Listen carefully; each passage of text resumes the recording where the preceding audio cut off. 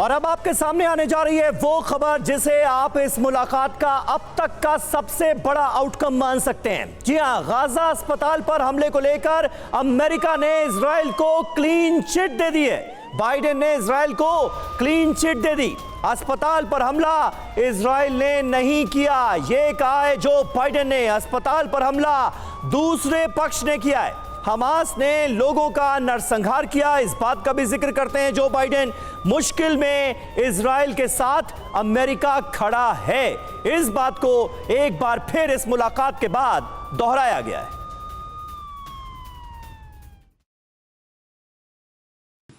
I was deeply saddened and outraged by the explosion at the hospital in Gaza yesterday. And based on what I've seen, it appears as though it was done by the other team, not you. But there's a lot of people out there not sure. So we've got to overcome a lot of things.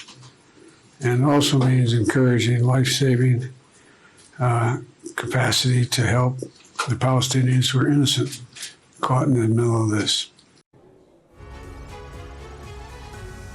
तो देखिए, एक तरह की clean chit देते हुए Joe Biden नजर आ रहे हैं अस्पताल पर हुए हमले में इजराइल को, लेकिन साथ ही साथ वो ये कहते हैं कि फिलिस्तीन तक मानवीय मदद पहुंचानी होगी। और तेल अवीव में जो बाइडेन ने कहा, मैं निजी तौर पर यहां आना चाहता था।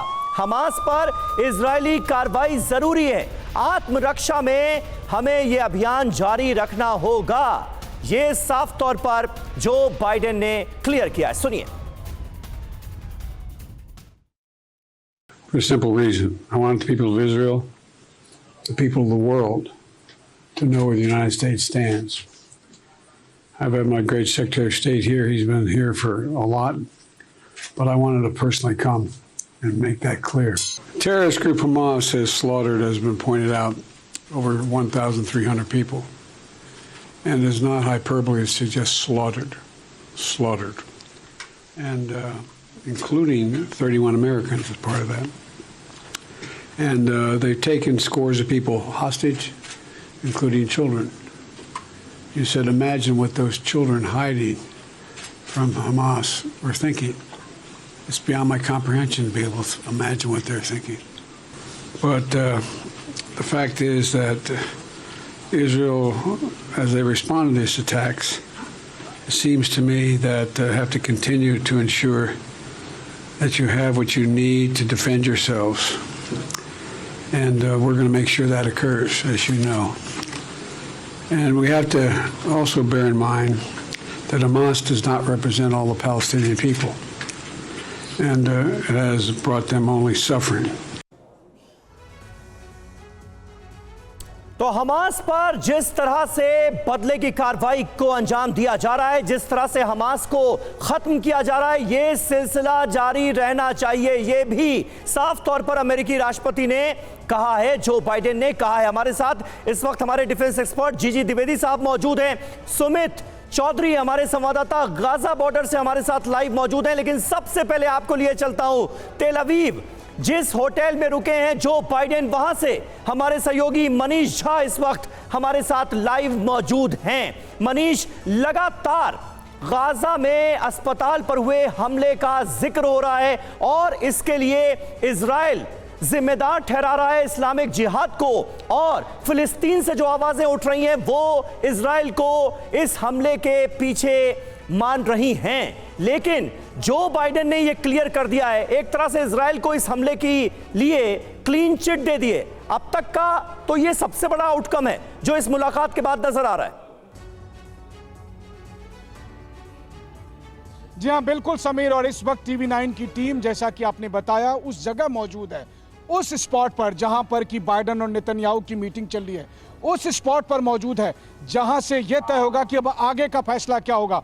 और इसके लिए सबसे पहला आउटकम यही हुआ कि जैसे ही यहां पर राष्ट्रपति जो बाइडेन पहुंचे, हमने पहले दिखाया जब वो एयरपोर्ट पर लैंड किए थे तो उस वक्त नेतन्याहू ने उनका स्वागत किया था और दोनों फिर साथ में आए। और इस वक्त कैमरे पर आप उन तस्वीरों को देख रहे हैं, ये सामने में वो होटल है जहां पर जो बाइडेन मौजूद हैं और अभी इस वक्त उनकी इजराइल के प्रधानमंत्री बेंजामिन नेतन्याहू के साथ मीटिंग चल रही है। अब आगे क्या करना है उसको लेकर, चाहे वो बंधकों की रिहाई का मामला हो, इजराइल के एयर स्ट्राइक का मामला हो, या फिर अरब देशों की जो मुखालफत चल रही है उसे कैसे मनाना हो, वहीं दूसरी तरफ देखिए इस पूरे होटल के आसपास के दृश्य में दिखाना चाहता हूं कि यहां पर किस तरह से सैकड़ों की संख्या में जो सिक्योरिटी है और जो कमांडो है, चाहे वो फिर CIA और मोसाद के लोग हों या फिर अमेरिकी सीक्रेट सर्विस के लोग हों या फिर इजराइल की स्पेशल फोर्स हो, ये सब आसपास मौजूद है। सामने में मैं घुड़सवारों को भी देख रहा हूं।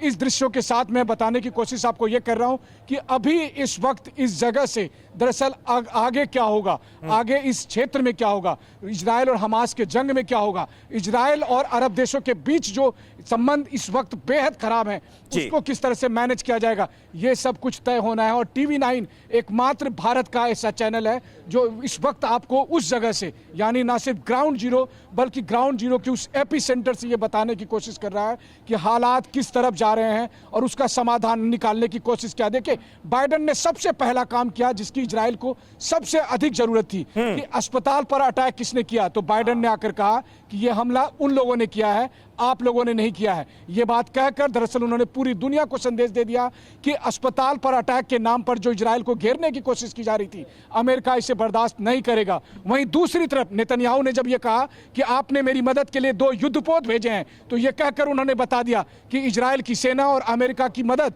ये दोनों तैयार है। अगर आने वाले समय में कोई कॉन्फ्लिक्ट इजराइल और अरब के बीच में होता है तो उसे कैसे डील करना है, तो दोनों बातों का दोनों नेताओं ने मिलकर संदेश दे दिया है। जी बिल्कुल बिल्कुल मनीष, बने रहे आप हमारे साथ। मनीष झा हमारे सहयोगी तेल अवीव से हमारे साथ मौजूद हैं, गाजा बॉर्डर से सुमित भी हमारे साथ मौजूद हैं। उससे पहले एक बड़ी खबर आपको बता दें, बाइडेन के बयान को लेकर TV9 भारतवर्ष पर बड़ी खबर।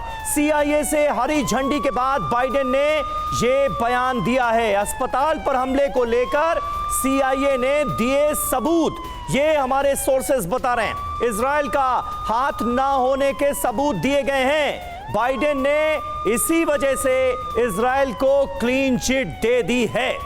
इस ज्वाइंट प्रेस कॉन्फ्रेंस में हमने देखा साफ तौर पर जो बाइडेन ने इस बात का जिक्र किया कि ये हमले आप लोगों ने नहीं कराए हैं, दूसरी तरफ से ये हमले हुए हैं। सीधे गाजा बॉर्डर का रुख करते हैं, सुमित चौधरी वहां से हमारे साथ मौजूद हैं। सुमित, एक सवाल जिसका जवाब हर कोई जानना चाहता है कि गाजा के इस बड़े अस्पताल पर जो ब्लास्ट हुआ उसमें 500 से ज्यादा लोगों की जान गई। इस हमले के बाद, इस ब्लास्ट के बाद, इतने लोगों की जाने जाने के बाद गाजा पट्टी पर जो इजराइल की तरफ से हमले हो रहे थे, जो एयर स्ट्राइक हो रही थी, उसका सिलसिला क्या थमा है कुछ, या फिर यह अभी भी जारी है, अभी भी हमले हो रहे हैं वहां पर? देखिए, सिलसिला दोनों तरफ से ही बदस्तूर इसी तरीके से जारी है। समीर, मैं आपको बताऊं कि अभी थोड़ी देर पहले ही यहाँ पर एक बार फिर से हमास की तरफ से रॉकेट दागे गए, आयरन डोम ने उसको निष्क्रिय किया, और दूसरी तरफ जैसे ही ये हुआ दूसरी तरफ से इजराइल की आर्टिलरी गन्स लगातार ताबड़तोड़ फायरिंग करना शुरू कर दिया।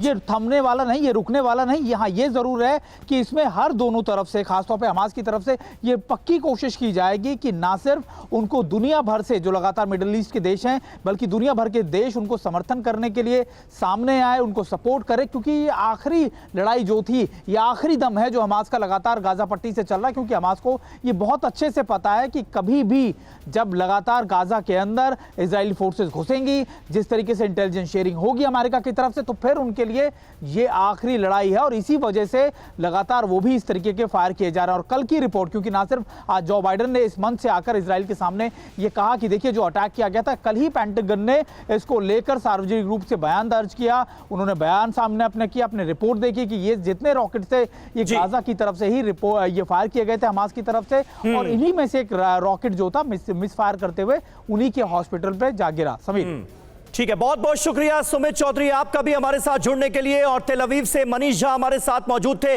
आप दोनों का बहुत बहुत शुक्रिया। और वॉर जोन से लगातार हर अपडेट हमारे ये 2 जाबाज रिपोर्टर्स हम तक पहुंचा रहे हैं। आप दोनों भी अपना बहुत ख्याल रखिए।